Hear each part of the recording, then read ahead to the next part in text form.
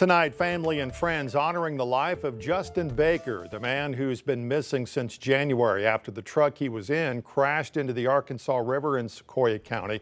Two others in the vehicle made it out, but Baker's body has still not been recovered. 5 News reporter Jacob Luthi is hearing from Baker's family, who says they are still determined in bringing their loved one home. It's been 92 days today that Justin's been gone, and we're not going to stop. Justin Baker's family, including his mom, Kelly Cox, spent weeks along the Arkansas River searching for any sign of him after he went missing in January, and they are not slowing down. It's the not knowing is as bad as the losing him. It's worse. And I've asked God to guide me and do everything in a way that would make him proud while looking for Justin, and I've done that. My family's done that. A reward for the finding of Baker has been put together by his fellow service members. His military brothers from the 502nd Engineering Company out of Hanow, Georgia, started that GoFundMe for a reward fund. So all donations go to the reward, and it's up to $1,900. At a candlelight vigil on Saturday, people, some even strangers to the family, showed up to pay their respects. Honoring Justin and allowing the people who have stood behind the family and continued searching for him to have an opportunity to come together and just celebrate his life. I think that that's important, and to just raise awareness and keep his face out there. I mean, we still haven't found him, and that's what we're hoping to do. Baker's cousin, Amber England, says the outpouring of support has helped the family in the process. Land, water, air, I mean, and those are people that volunteered. They weren't paid for this. They were not given any compensation. They did it out of the goodness of their heart. So that's very touching to know that you're a part of a community like that. And while the search isn't over, Baker's mom says bringing him home is what matters most. If somebody knew anything could just come forward and let me bring my boy home and lay him to rest, I wouldn't ask anything else as long as I have got left here. That's all I want. In Fort Smith, covering news where you live, Jacob Luthi, 5 News. Meanwhile, funeral arrangements have been finalized for the girl killed in a church van crash in Sallisaw last week. 11-year-old Bailey Coachman died after the crash involving a church van and SUV. It happened last Wednesday night near Walnut Street in Sallisaw. Police say Coachman was in the church van and was pronounced dead at the scene. Funeral services will be held Tuesday afternoon at 2 o'clock at the house in Sallisaw.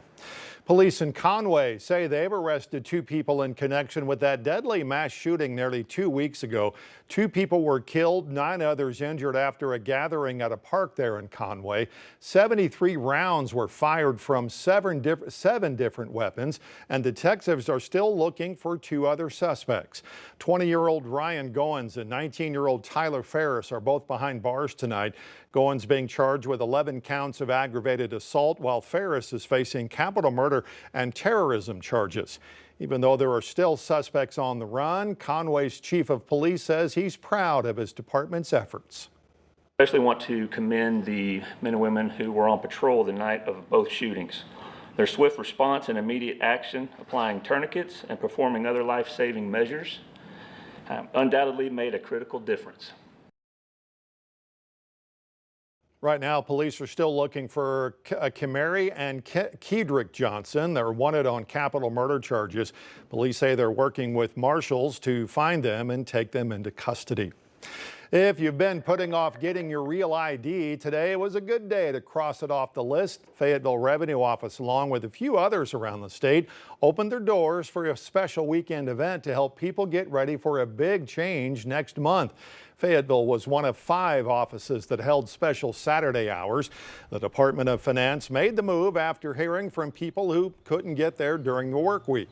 Within just a few hours, nearly 900 real IDs were issued at the 5 locations across the state. Starting May 7, you'll need a real ID to fly or go into a federal building. DFA spokesperson Scott Harden says during the rush today, he's noticed some confusion among some customers. We've actually had several people show up today and come to get a real ID only to learn they already have it.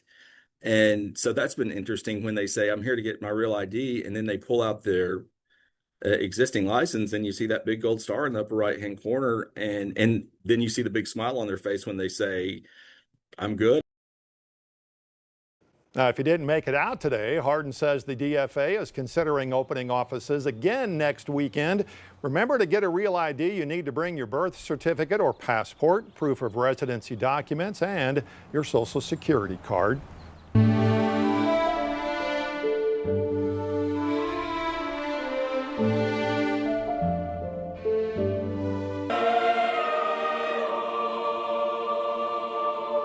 I feel he reached out to everybody, and he spread the word of God in a way that showed that it was love for everyone, and not just those that are Catholic. And I felt he had that love for everyone, and he showed it in a very humble way. Pope Francis, often referred to as the People's Pope. Today, scores of people turned out at St. Peter's Square and the streets of Rome to say farewell to him. Those honoring him remembered the Pope's ability to lead with an open heart toward everyone. Tony Aiello is at the Vatican tonight. Many of the faithful called him the People's Pope, and 250,000 turned out Saturday in St. Peter's Square to say farewell to Pope Francis. The funeral mass drew dozens of world leaders, with Francis's simple coffin at the center and a message that emphasized his service to the poor and marginalized. Oh, he's the most humblest person I've ever met, I've ever known. I mean, the simplicity and the way he shepherds all the people. Following the funeral, tens of thousands lined the route to see the Pope's coffin carried through the streets of Rome to St. Mary Major, where Francis chose to be buried. It's a church he came to pray in often. Onlookers were visibly moved. I have goosebumps. You're crying a little bit. Yes, I'm crying. This triggers like a lot of emotion. What was your feeling when the coffin of the Pope came by? Thankfulness and a big blessing for the world. Among the world's estimated 1.4 billion Catholics, many gathered at all hours to watch the funeral broadcast live, including in the Pope's native Argentina, which Francis never visited as Pope, but he's still revered there. Just before the funeral, Ukrainian President Volodymyr Zelensky and President Trump met privately within St. Peter's to discuss Russia's war with Ukraine. After saying goodbye to Francis, many Catholics now thinking about their next leader. Well, my expectations are a similar type pope, but maybe a tad more conservative for the church. The cardinals will gather as early as May 6th for the conclave to elect the next pope. Tony Aiello, CBS News, the Vatican. At his request, Pope Francis became the first pope in more than 100 years to be buried outside of Vatican City. He also requested a very simple tomb bearing just one word on it, Franciscus. President Trump and the First Lady have returned to the U.S. after attending the Pope's funeral. That comes amid protest in Milwaukee following the arrest of a Wisconsin judge for allegedly obstructing an immigration arrest yesterday. The U.S. alleges the county circuit judge, Hannah Dugan, tried to help a Mexican national evade ICE by allowing him to exit her court through a jury door last week. Wisconsin Governor Tony Evers, in a statement, accused the Trump administration of tampering to impeach or remove judges who do not rule in their favor. FBI Director Kash Patel posted a picture of the judge's arrest with a caption, "No one is above the law." Tonight, one of Jeffrey Epstein's most vocal accusers has died. Virginia Giuffre's family said she lost her life to suicide. As Ali Bauman reports, she was the very first of Epstein's many accusers to share her story publicly.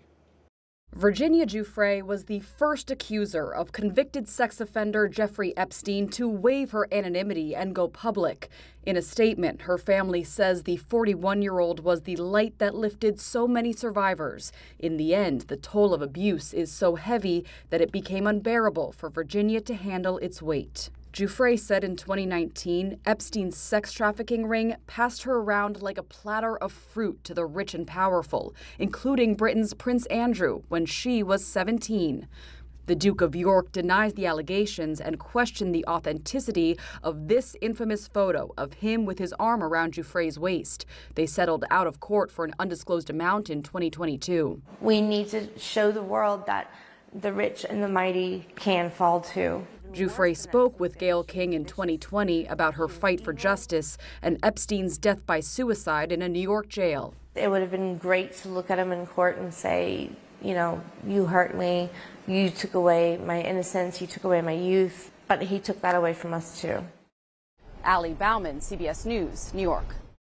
About a month before her death, Giuffre was seriously injured when a car she was riding in was hit by a school bus in Western Australia.